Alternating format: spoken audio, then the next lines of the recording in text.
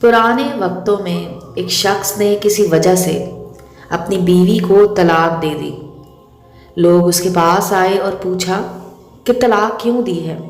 وہ شخص بولا کہ میری بیوی ابھی عدت میں ہے، میں اس سے رجوع کرنا چاہوں تو کر سکتا ہوں، میں اس کے عیب بیان کروں تو میں اس سے رجوع کس منہ سے کروں گا؟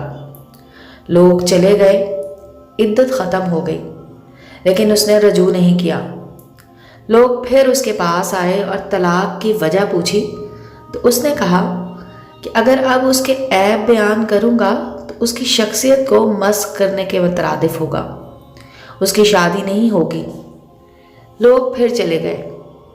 بعد میں اس عورت کی شادی کسی اور سے ہو گئی۔ لوگ پھر آئے اور طلاق کا سبب پوچھا تو اس شخص نے کہا کہ اب وہ کسی اور کی عزت ہے، اور مروت کا تقاضا تو یہ ہے کہ میں پرائی اور اجنبی عورت کے بارے میں منہ بند رکھوں۔ واصف صاحب کہتے ہیں، جب کسی کو چھوڑ دو تو اسے رسوا مت کرو، یہ دل برا سہی پر سرے بازار تو نہ کہے، آخر تو اس مکان میں کچھ دن رہا بھی ہے۔